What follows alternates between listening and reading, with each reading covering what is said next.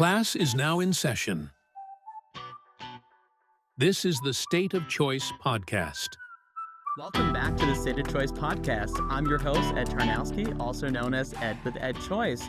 Joining me today is Susan Pendergrass, who is an Ed Choice Fellow and Director of Research at the Show Me Institute. Susan, welcome to the podcast. Hi, Ed. So glad to be here. Yes, thanks for coming on. I just want to give you, before we jump in, I just want to give you a chance to give a more in-depth introduction of yourself and some of the work that you do. Sure. Well, I've been doing work for Ed Choice for 20 years. Some form of Ed Choice when you guys used to be the Friedman Foundation and the Foundation for Educational Choice. So I have been doing work around school choice issues since the early 2000s when really it was like not very widespread at all, but it was still Milton Friedman's goal to make it happen. Since then, I went to the Department of Education during the George Bush administration and was a senior policy advisor there. And then I've been in the nonprofit space at the national level. I should say after I was a political Department of Education, I went over and worked at the National Center for Education Statistics for a while. And then to a couple nonprofits, the National Alliance of Public Charter Schools, and now I'm doing state level work in Missouri, which is really fascinating too. So I've sort of been all over the map in terms of policy areas around school choice and mostly fiscal policy for education. Excellent. Well, let's jump right in. Well, what we're going to be talking about today, and I am so excited about this because one of the things I've been touting for years and talking about for years is how excited I am about the data that we're going to see once universal choice has been in place in several states for many years. And we're finally getting that for the first time. And my first question for you is, as we've talked about a little bit on the show before, Milton Friedman's vision was, yes, of course, making sure kids can get choice on the spot. So that initial choice, but what the larger picture is moving away from a monopolistic system toward marketplace of education.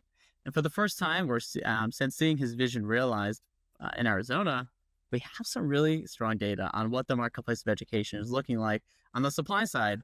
So my first question for you is, what are we seeing in Arizona and some other states with universal choice?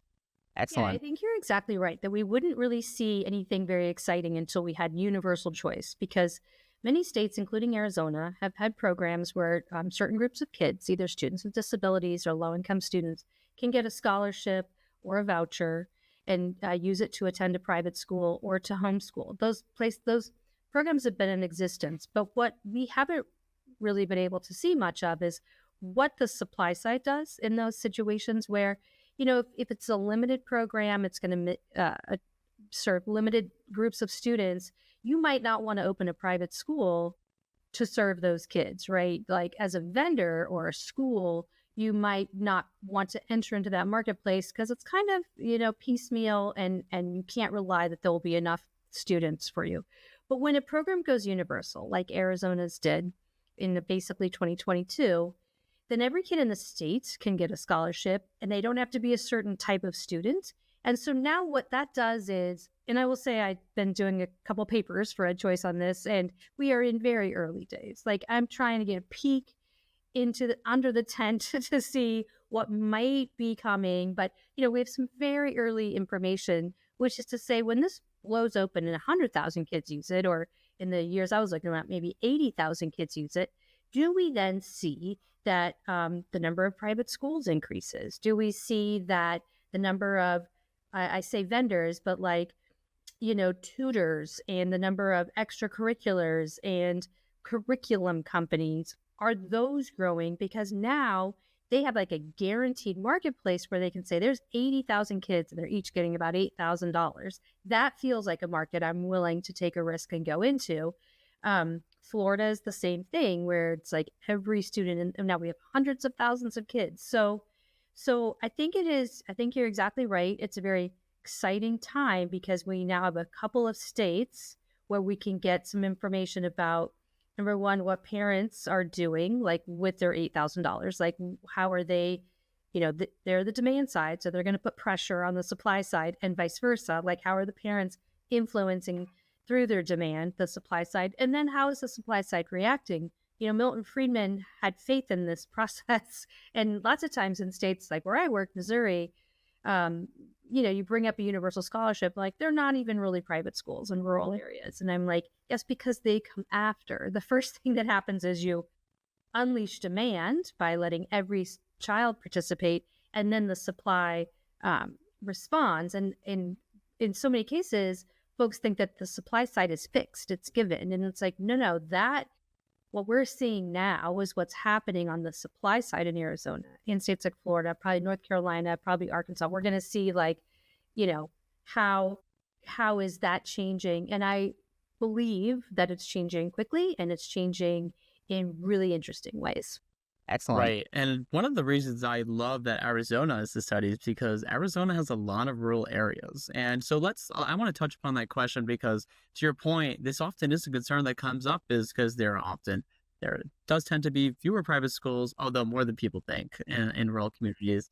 But that's a concern that gets raised a lot. And it's something that is certainly worth addressing. So can we talk about what the supply side is looking like in rural Arizona or in rural schools and areas that have in states with universal choice? Excellent. So it's kind of hard to say because the data I looked at didn't necessarily break it out that way, but it did have for all of the vendors that parents. So in Arizona, like in so many states, parents get a scholarship of $7,000 or $8,000. They get a digital wallet, and that money is deposited into that account. In Arizona, there's a company called Class Wallet that administers that. So Class Wallet manages their digital wallet. The money goes in, the parent goes in to the Class Wallet Arizona marketplace and says, I would like to spend X dollars at this private school, or I need to pay for my uniforms at the private school. So please pay this private school this amount of money for uniforms out of my digital wallet. So parents are really managing this thing, and they're going in and there's thousands. There's like 6,000 vendors now in the Arizona Class Wallet marketplace, maybe even more. It could be overwhelming at this point. I'm not sure, but I was able to get a data set that had all of those transactions in it, so you could see what parents were doing. And for the vendors, there was a city and state too, and many, many, many of the vendors are out of state. So that, to your point about rural, parents are accessing tutors that are out of state. I think anecdotally, I heard that there's a good let's think about this hypothetically. Then there could be a great tutor for children with dyslexia in Ohio. And when word of mouth gets around, the parents like, I want that tutor, and I can use my Arizona Class Wallet dollars to access that tutor in Ohio. Similarly, parents are accessing lots of online resources like online coding camps, you know what I mean? Or online subscriptions, or even paraprofessionals in other states. And that is just opening up, like if you used to have to be able to drive your car to where the tutor is, you're very limited, or to where extracurricular, it's very limited what you can do. But if you can access a coding site in California, then all of a sudden parents have like almost unlimited. Now, each of the vendors has to become part of they have to be certified to be in the Class Wallet system, and they have hoops they have to jump through. But I've known of some parents who are like, wow, I found this really cool guy. He does woodworking. I want him to be an ESA vendor so my child can go there. So parents are influencing the marketplace. And now they have these thousands of vendors to choose from, including some of the, Excellent. Math, Mathnasium, Sylvan Learning Centers, some that you might be familiar with. But parents are really what's driving this explosion, I think, in the numbers of vendors, because it's reflecting what they want for their kids and for their education.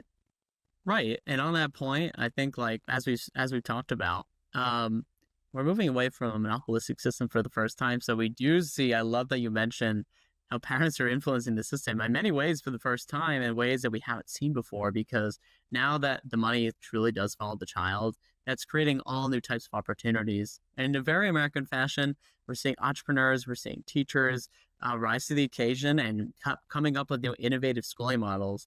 Can we talk a little bit about and expand upon what different models are we seeing? Because as you've said in the report, we do see that while tuition, the traditional private school tuition does remain dominant, we are seeing a steady decline in that. And we're seeing an increase in parents taking that money elsewhere and truly using that flexibility that ESAs provide us. Excellent. Yeah, there's definitely homeschool co-ops in the transactions. There's micro schools. There's like a large micro school company called Prenda, and Prenda is in there quite a bit. So it's a little hard to see how, the micro schools are harder to see in these data. So one thing that came out of this report is like with our first 2 years of data, we have work to do on the data collection side. And I think Classwell understands that. They're moving towards an AI-based system of categorizing these expenses. Right now, parents go in and pick the category, and a lot of them are, I had to clean a lot of data. But you're definitely seeing homeschool co-ops, micro schools, and I think it reflects what EdChoice's polling has shown. You guys do polling every month, which has been so great since the COVID pandemic. And it seems to be, Excellent. believe it or not, that, parents want their kids home a couple days and in schools a couple days. They don't necessarily want, like 40% of parents don't want either 5 days of in school or 5 days out of school. They want a blend, like many of us are now doing in our jobs. And we're seeing that reflected with more of a hybrid model where parents are getting together in a school setting for a couple days a week and then doing a version of homeschooling for the rest of the week. Oh, that totally makes sense. That's really exciting. And it's, again, I think it touches on your point of something that you mentioned in one of your reports as well, that we are, it looks like we're seeing a slow shift away from a common school experience and toward a more individualized one. Would you mind expanding on that a little bit? Yeah, I had a conversation with your CEO, Rob Enlow, about this. But, so I just kind of wonder, because when I look at the extracurriculars, number one, parents are certainly accessing extracurricular activities. And the number of extracurricular vendors across all categories has expanded year over year, over like 3 years. But what I do see is like when parents, I'm making really broad brush conclusions here, but there's a lot of martial arts and a lot of dance and not so much team sports. I don't know. Maybe they're still playing team sports and they're not using ESA dollars for it, but parents are accessing a lot of more individualized experience, a lot of horseback riding, a lot of swimming. Swimming is very interesting to me, and I haven't dug in enough, but there's a couple of vendors in Arizona in multiple cities called like Aquatats or these swim schools. I think they're in strip malls. Excellent. And parents are definitely taking the opportunity to use swimming as an extracurricular. When you look at music, there's a lot of guitar, voice, piano. And I have said that, when my kids were in middle school and they picked band or orchestra, and if they picked orchestra, they might come home with a cello or a bass or a flute. They probably never learned to play any of them. If they pick band, they come home with a trombone, right? Excellent. It's like, then there's this weird shared experience of like middle school orchestra that I might get lost in this. I don't know. But you can see that parents are taking advantage of, I imagine, what their kids are really interested in, right? So if they really want to learn piano and dig in, or voice, they're getting voice lessons. A lot of also like gardening and culinary, like cooking things, which I think is interesting. And I don't know which direction it's going. Like, are the gardening, there's these garden tower things that I can see why it's like gardening is such a great science topic, right? So they're taking advantage of like those types of extracurriculars and like even culinary and cakes and things like that, because that is what kids are interested in. I mean, it kind of reflects what's happening in society. So parents are able to do these very sort of specialized, tailored curriculums, which I think is really cool. I also saw a lot of subscriptions, which I didn't expect to see. I didn't like a HelloFresh type. I don't know if I should name a vendor, like a national company, but there's something called History in a Box, where once a month you get a box and it might be a topic like, I don't know, the American Revolution, and everything's connected to that thing. Yeah. So they come once a month, but there's lots and lots and lots of subscriptions, just like there's growing subscriptions around meal prep. There's lots of subscriptions available for this program. And I also saw, just as a side note, that like when I went to the websites for these things, they'll have a badge at the web on their homepage that says ESA. Excellent. Approved. You know what I mean? So they know that they're reaching ESA parents, and the ESA parents are able to do this. And one takeaway that I had, my kids are grown, is like how great this would be if I had kids to like put together these really tailored experiences and let them really dig into the things that they are really interested in, and maybe not spend time on things that they're, sort of forced to do in the more common school experience, but they may never learn square dancing. Right. You have to take the hit. Right. Well, I will say my parents were lucky. I brought home a clarinet, and I did 7 years, so they didn't have any trouble. Yeah. Although Yeah. as much as I love the sound of the trombone, we didn't have to lug that around, which was nice. Yeah.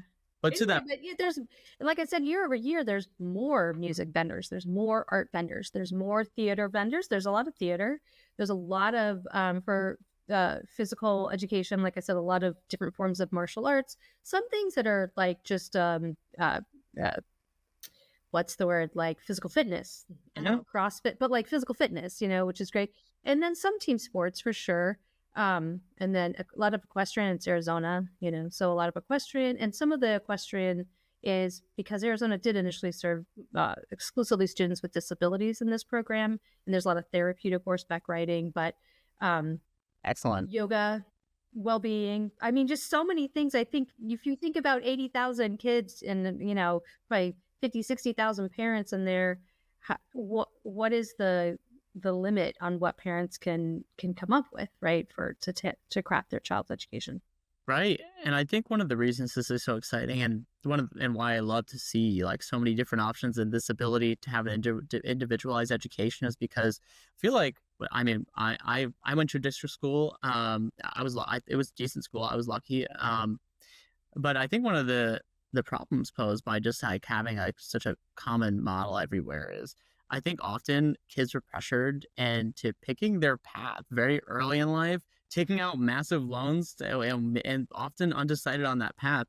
And I think one of the most powerful things about an individualized education, where you can do things like learn about cooking and culinary arts, or different music options, or is that kids can get more experimentation in what they're passionate about, what they're good at, what they love. And I think that sets them that builds an opportunity, a new opportunity for career building and understanding what they might want to do next.